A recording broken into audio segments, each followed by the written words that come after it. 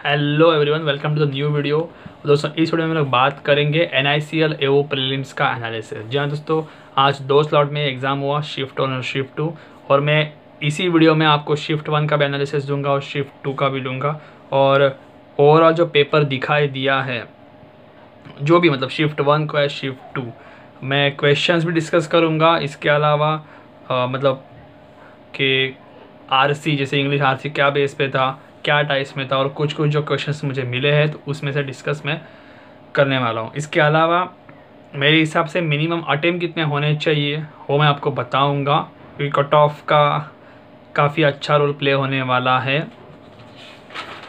And आप लोगों के आई होप अच्छे अटेम्प्ट हुए रहेंगे, तो अपने अटेम्प्ट सामने रखिएगा आप, जो भी आपने सेक्शन वाइज किए हुए और टोटल भी।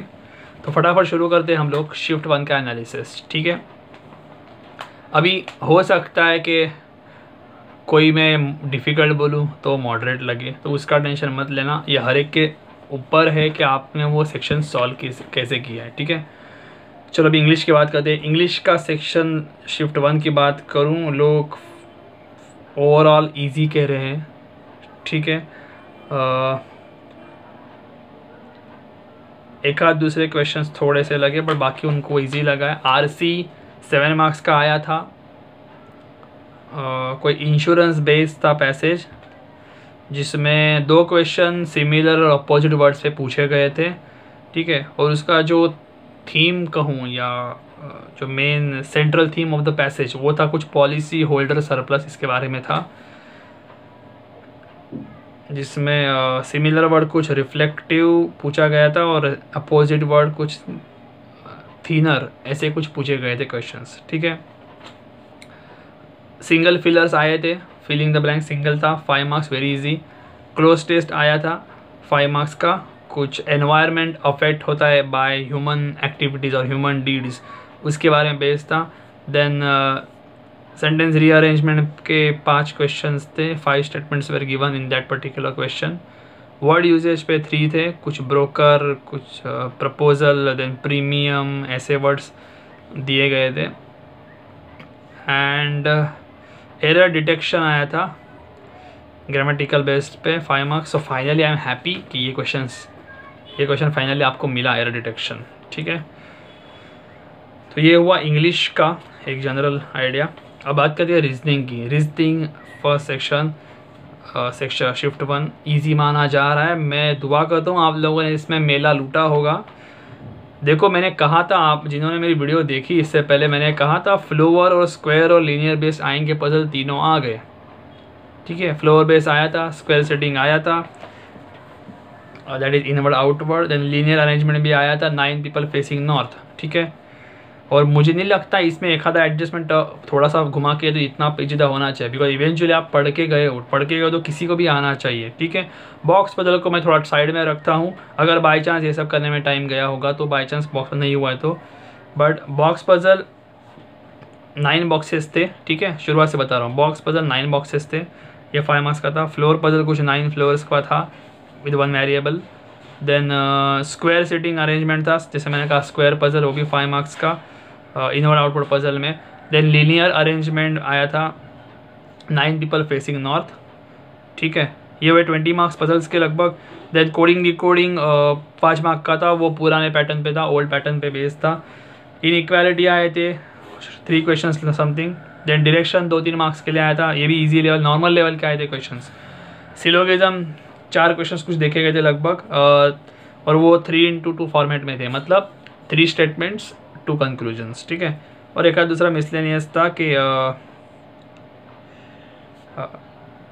How many pairs of letter are there in the word dialogue, each of which has as many letter as between them as in the English alphabet. ठीक है, इसके अलावा पब्लिश वर्ड का कुछ एक वर्ड दिया हुआ था, उसका कुछ मीनिंगफुल वर्ड बनाना था, कुछ 4th 5th 8th 6th ऐसे कुछ लेटर्स निकालने थे आपको, जिनसे आपको एक मीनिंगफुल वर्ड बनाना था। तो ये था ओवरऑल रीजनिंग। मेरे हिसाब से इसमें आपने बहुत मेला लूट लिया होगा। अगर मान लो ऊपर के 3 पजल भी किए आपने 15-20, कोडिंग डिकोडिंग के 5-20, सिलोगिज्म 4-24, इनइक्वालिटी 3, 27, डायरेक्शंस 2 3 30, तो 30 तो मेरे हिसाब से हो जाने चाहिए, मुझे नहीं लगता है कोई दिक्कत है। बॉक्स पजल मैं हटा भी देता हूँ कि नहीं किया होगा, टाइम नहीं है या जो भी इशू है।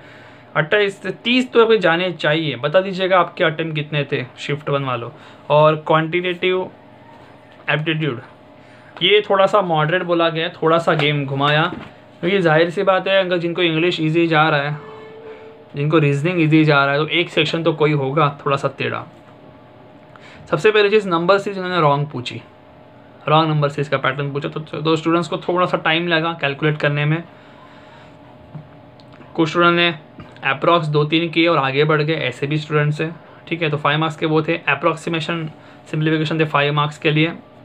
मिसलेनियस इस बार 10 मार्क के लिए आए, जिसमें simple interest, compound interest, profit and loss, time and work, partnership based थे, ठीक है। तो ये हुए 5 5 10 20 मार्क, और बाकी के 15 मार्क आप समझ गए होंगे DI 3 टाइप के आए थे। मैं एक एक टाइप बताता हूँ। पहला टाइप था बार ग्राफ पे, कुछ वर्कर्स के बारे में दिया गया था रिगार्डिंग ABCD 1900, और दूसरा जो था कुछ टैबुलर बेस्ड था। जब मैंने कहा था दोस्तों टैबुलर आएगा, मैंने कहा था कि बाकी कोई आए ना आए, टैबुलर डेफिनेटली आएगा। तो टैबुलर बेस पे आया। इन्होंने रेशियो बेस में कुछ दिए थे स्टूडेंट्स और टीचर्स के। अभी इसमें मज़ेदार बात ये है, जिनका थोड़ा सा मेंटल मैथ्स होगा, ठीक है, मैं पूरा नहीं कह रहा हूँ, ठीक है, एक आध दूसरे मॉडरेट क्वेश्चन से माने गए थे, पूरा नहीं कह रहा हूँ, बट DI की बात करो, जिनका मेंटल मैथ्स थोड़ा सा स्ट्रांग होगा, मेंटली कैलकुलेट करते होंगे, उनको थोड़ा सा बेनिफिट हुआ रहेगा शायद। और जो डिफ़िकल्ट है दैट इज़ ओके, उसको मैं अपार्ट कर देता हूँ। कैसलेट का 2 फैक्टरीज का डेटा था, ठीक है।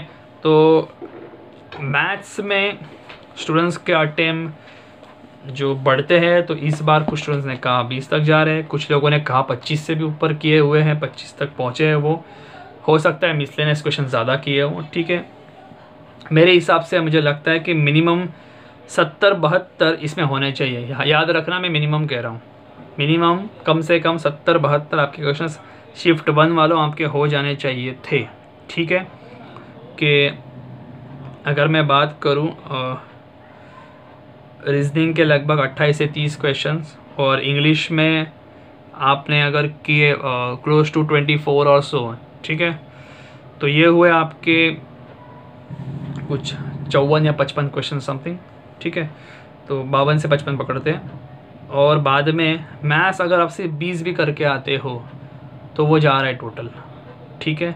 द ओनली थिंग, अगर आपने इतने किया, एक्यूरेसी मेंटेन करनी पड़ेगी, ठीक है, क्योंकि आपको जो लूटना था मेला शिफ्ट 1 वालों, मेरे हिसाब से वो रीजनिंग था और बाद में इंग्लिश था। अभी डिपेंड करता है आप लोगों ने इसका कैसा इस्तेमाल किया। अटेम्प्ट ज़रूर बताना, और अटेम्प्ट जब आप कमेंट करोगे ना, तो प्लीज़ आप लोग बताना शिफ्ट 1 या शिफ्ट 2 जो भी है। सबसे पहले बताना शिफ्ट 1 इंग्लिश इतना, रीजनिंग इतना, मैथ्स इतना, ठीक है। चाहिए तो आप बता सकते हो आपकी एक्यूरेसी आपको कितनी श्योर लग रही है, ठीक है। मेरे हिसाब से एटलीस्ट रीजनिंग मैथ्स आपको पता होना चाहिए श्योर। इंग्लिश का फिर भी मैं समझ सकता हूँ, बट रीजनिंग मैथ्स आपने सॉल्व किया, तो मैं चाहता हूँ आप अगर एक्यूरेसी बताना चाहते हो मुझे, तो आप बताओ कि इतने की रीजनिंग 100% एक्यूरेसी, या जो भी आपको लग रहा है, ठीक है। तो शिफ्ट 2 की ओर बढ़ते हैं। शिफ्ट 1 वालों जाना मत, क्योंकि आपको पता होना चाहिए क्या चेंजेस हुए, क्या सिमिलरिटीज़ हुए, कैसा पैटर्न बेस है, ठीक है। ऐसे ही शुरू करता हूँ फिर से इंग्लिश से। शिफ्ट 2 में, अभी शिफ्ट 2 में हुआ रीडिंग कॉम्प्रिहेंशन 8 मार्क्स के लिए आया था, कुछ बैंक्स से रिलेटेड था, source of discussion something. Parajumble था 5 मार्क्स के लिए, ठीक है, जो फर्स्ट केस में भी था। फिलर्स आए थे, सिंगल फिलर्स 6 से 7 मार्क्स के लिए कह रहे थे। And error spotting, spot the error के क्वेश्चंस थे, पुराने बेस पे थे, ओल्ड पैटर्न पे थे, 5 क्वेश्चंस आए थे। एंड फ्रेज और वर्ड रिप्लेसमेंट में भी 5 क्वेश्चंस थे। तो कुल मिला के ऐसा कुछ आपका इंग्लिश आया हुआ था। कुछ लोगों ने आरसी को ऑब्वियसली स्किप किया या ज़्यादा क्वेश्चंस किए नहीं, क्योंकि 20 मिनट्स में ऐसे भी टाइम नहीं होगा, और अगर स्टोरी बेस्ड नहीं तो प्रॉब्लम है। बट इसके अटेम्प्ट जो स्टूडेंट्स कह रहे हैं, वो लगभग कह रहे हैं 20 से 22-23 उनके अटेम्प्ट गए। एवरेज अटेम्प्ट की बात कर रहा हूँ जो शिफ्ट 2 में है। आप बताना आपके कितने थे। रीजनिंग, अब रीजनिंग में बात करूँ, सर्कुलर अरेंजमेंट का पहला एक पजल था, इस सिटिंग अरेंजमेंट में इनवर्ड आउटवर्ड था, 8 पीपल वेर सिटिंग, इस टाइप में था। मंथ के ऊपर एक पजल था, कुछ 9 पीपल समथिंग थे, 3 मंथ्स और एक डेट दिए गए थे, ठीक है, इसको अरेंज करना था। आई होप ये मंथ पजल आपने सॉल्व किया होगा। Then ranking puzzle in the sense like 7 people they are painting house, इसके बेस पे उनको अरेंज करना था इंग्लिश में, ये 5 मार्क्स के था। देन सिलोगिज्म 3-4 मार्क्स के थे, इनिक्वालिटी 3, ये सब नॉर्मल पैटर्न में आए हुए, इतना डरावना कुछ नहीं था। ऑब्वियसली एग्जाम जा रहे हो तो कहीं ना कहीं अज्यूम करो आप अच्छी प्रैक्टिस किए गए होगे। ब्लड रिलेशंस 2 मार्क्स के लिए थे। Then coding decoding old pattern पे 5 मार्क्स के लिए था, तो कहीं ना कहीं शायद रिपीट हुआ है। एंड अल्फ़ाबेट टेस्ट पे कुछ ऐसे वर्ड्स थे, इंट्रोड्यूस्ड और एक इन्वेस्टर, इन वर्ड्स पे रिलेटेड कुछ क्वेश्चंस पूछे थे। देन ऑर्डिनरी रैंकिंग पे 3 क्वेश्चंस थे, जिसमें 5 कुछ रोब्स दिए थे और कलर दिए थे और उनकी कुछ लेंथ थी, कुछ लंबाई थी उनकी, जो आपको प्रॉपरली आपको अरेंज करनी थी, ठीक है। तो इस प्रकार का आपका कुछ रीजनिंग था। नाउ क्वांटिटेटिव एप्टीट्यूड, इसमें सबसे अच्छी चीज़ जो मैं सबसे पहले बताना चाहूँगा, quadratic equations 5 marks.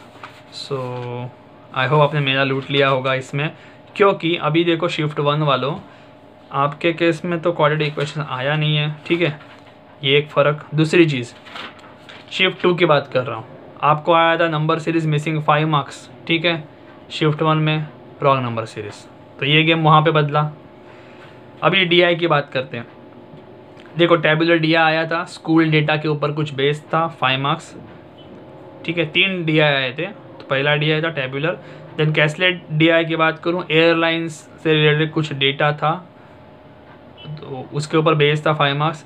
Then bar graph पे था, कुछ पेन पेंसिल कुछ सोल्ड किए और उसके ऊपर एक कंप्लीट चार्ट दिया था, आपको एक डेटा दिया हुआ था, वो आपको सॉल्व करना था, 5 मार्क्स, 15 मार्क्स थे। और बाकी के बचे 10 ऑब्वियसली मिसलेनियस, जिसमें partnership, ratio, simple interest, compound interest related questions थे।